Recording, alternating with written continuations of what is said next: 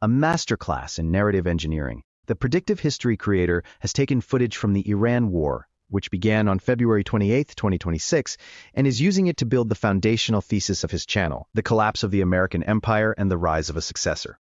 The war is ongoing in March 2026, but in his view, the strategic outcome is already sealed. He starts strong.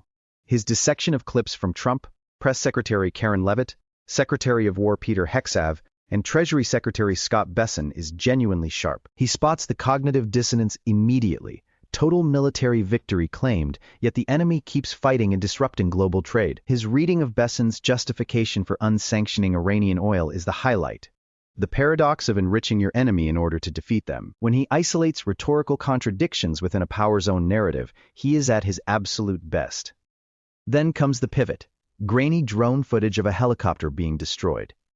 From the American perspective, this war will either bankrupt the Americans or this war will be lost. One tactical vulnerability. Cheap drones become strategic inevitability. The reasoning isn't military analysis. It's a moral verdict. The cause is hubris. He introduces his 4 dimensions of war: narrative, political, economic, military. A useful heuristic. America forces all dimensions to conform to its military strategy. Iran uses its military to shape the other 3. A compelling description of asymmetric warfare, but he treats this as a terminal diagnosis rather than a dynamic contest. American rigidity isn't a challenge to overcome, it's a death sentence already signed. Now the core predictive mechanism kicks in. Having declared America will lose, he asks, what fills the vacuum? Out comes the model from a prior video.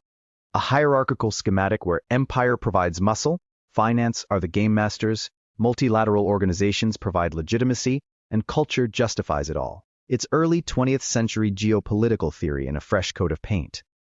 The model dictates the prediction. If America is failing, the finance layer, transnational capital, must slot in a replacement. His candidate, Israel, or Judea, hence the title Pax Judaica Rising. This is where it falls apart. The argument stops building from evidence and starts serving the model. The evidence for Israel's imperial suitability is scant and weirdly motivational. Political will, strategic thinking, resilience, willingness to accept casualties. He supports this with a venture capitalist analogy, choosing a desperate startup over a profitable conglomerate because of passion. That belongs in a TED Talk, not a geopolitical analysis. To bolster the case for American collapse, he rolls out the military-industrial complex's greatest hits: the missing $2 trillion, Boeing whistleblowers, the Gerald Ford's withdrawal. All real, all selectively deployed. The audience is meant to see not just a lost war, but a deserved loss, collapse from internal rot rather than external defeat. What is this video actually doing? Using the war as proof of concept for a prepackaged worldview. Complex chaotic events get alchemized into a clean, morally charged narrative of decline and succession. The emotional payoff for the audience is the warm glow of superior understanding, seeing the real game behind the news footage. He did notably predict the US-Iran war before it happened. That deserves credit. But predicting a war is not the same as correctly diagnosing its consequences. And here the model swallows the evidence whole.